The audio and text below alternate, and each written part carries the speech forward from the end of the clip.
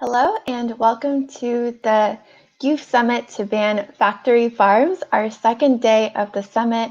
We are very excited that we'll be hearing from Senator Cory Booker today, which is extremely exciting as Senator Cory Booker introduced the Farm System Reform Act into the Senate and is a proud supporter of this legislation that we have been advocating for through the summit.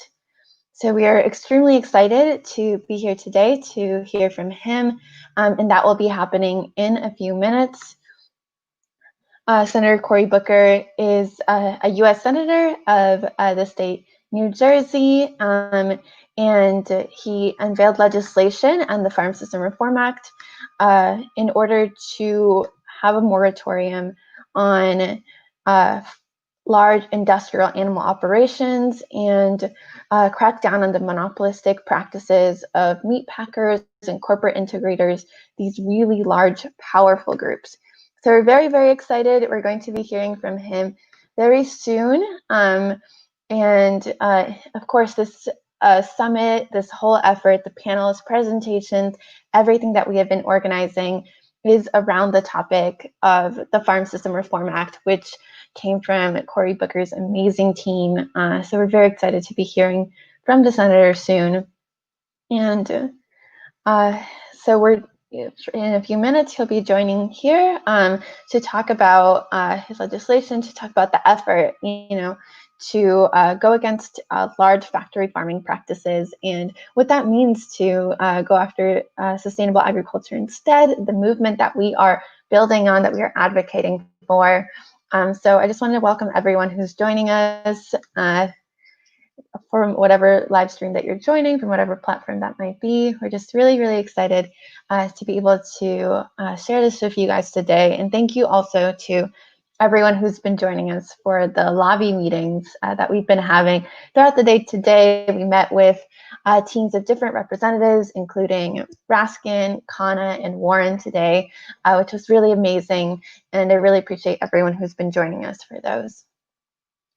So here we'll be having Senator Cory Booker join us in a few minutes to talk about his Farm System Reform Act to ban factory farms and what he has to say to all of us who are passionate about these issues, who support a summit to make this happen, right? I never believed that so early on I would see legislation in the United States Congress to ban factory farms. This is an issue I've stood behind for a long time, but to actually see a legislator introduce legislation on this issue in Congress is not something that I had expected to see so early on at all. I thought it'd be a very, very long progress.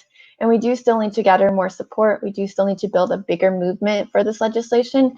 But it's so amazing to see this initiative from Senator Cory Booker and from his team. So that's something that we're really, really excited about. And thank you all to everyone who's joining in as well. I see that we have a few comments that have come in from some of our platforms. And thank you to everyone who's also participated. We have another day worth of events. We'll have some other amazing speakers tomorrow. We'll be hearing from some youth activists at our online rally.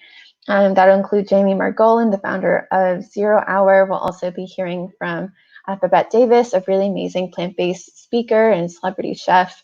We'll be hearing from researcher Ludovica Martella. We'll also be hearing from Isaiah's digital content creator who educates on these issues. So we're really, really excited.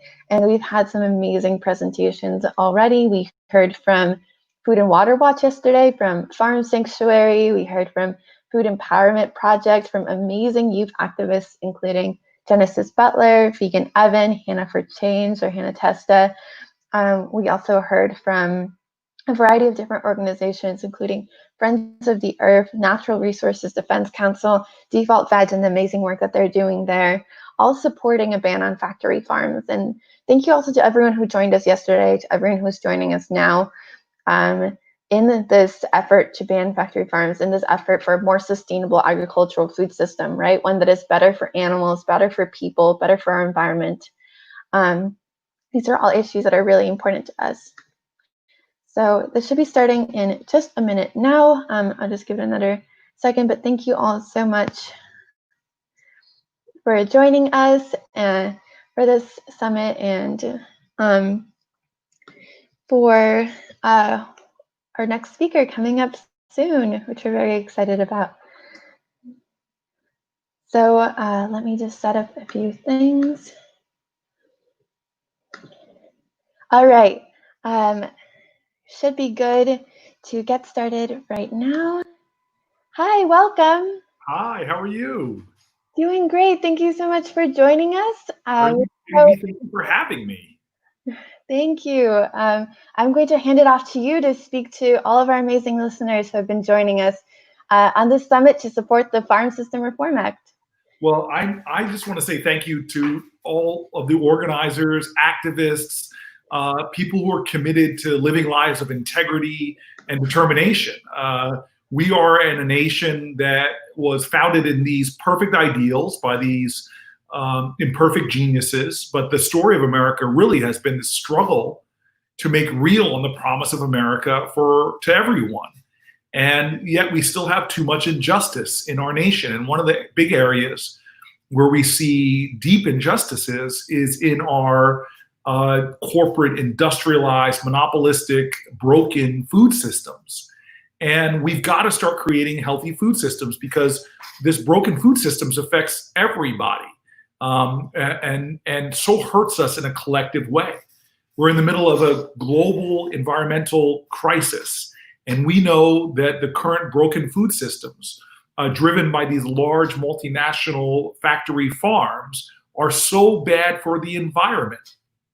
They bring manure lagoons that are poisoning our rivers and our lakes. One of the biggest dead areas in the oceans around us is in the Gulf of Mexico because of all the refuse running through the Mississippi River that kills so much in the Gulf. We know that we are a nation where our massive industrial factory farms are hurting animals in ways that violate even the heritage of the way we used to raise animals in our grandparents' and great-grandparents' era, where they do horrible things that bring about these cruel practices and deep suffering to these beings that are being packed into these facilities that they shield from the public because they know that it would be an affront to the consciousness of our country. They even try to pass these ag-gag laws that prevent the public from knowing what they're actually doing to animals.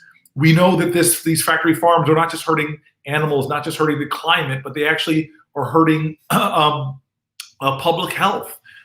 We know that the way we're raising animals with the overuse of antibiotics is helping to create antibiotic-resistant viruses that threaten to have more pandemics in our country and hurt our health even more.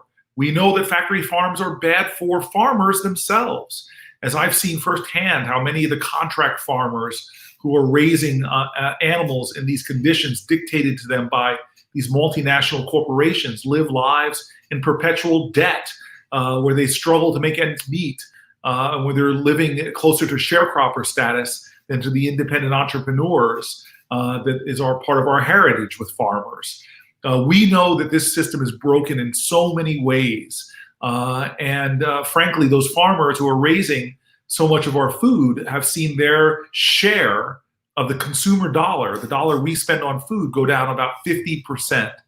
And so we need to do change. And I'm proud to have written a bill and been in partnership with Elizabeth Warren to try to bring an end to these practices. Our Farm System Reform Act really goes at fixing this broken system. It places a moratorium on these large factory farms and CAFOs. It looks to phase out these big factory farms by 2040. It wants to hold the big corporate aggregators who are responsible for the conditions on these factory farms actually liable for the harm that they're causing. It provides billions and billions of dollars to fund buyouts for those contract farmers to give them better pathways to prosperity, to flourishing, and helps them transition away from these big factory farms. And so I'm excited by the momentum that this bill is getting. I'm excited to have partners like Elizabeth Warren partnering with me.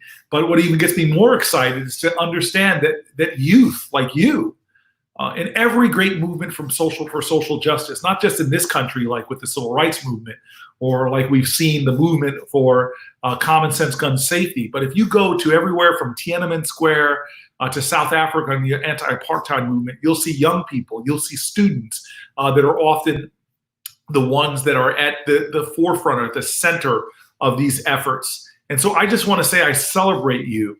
There's an old saying that says change doesn't come from Washington, it comes to Washington by people who are working to demand and make and insist upon all of that change. You all are the change we want to see in this world. You are living that change right now. You are the catalytic agents that we need to make this nation live up to its promise, to live up to its hope. And so I'm excited and grateful for who you are, and excited to have this chance to come and share with you this message.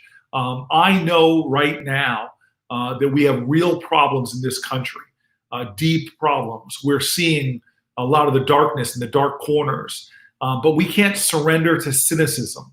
We can't underestimate our power or surrender that power.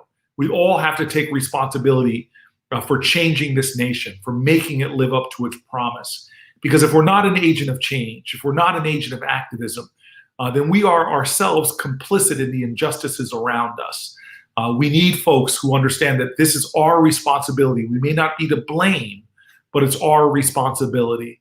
And that's what gets me excited about this group, that you are taking responsibility. You are hope in action. You all are saying that we are going to be, in the history of patriotism in this country, we are going to be the people that insist and demand that this nation live up to its promise, and the words that we all say, like liberty and justice for all.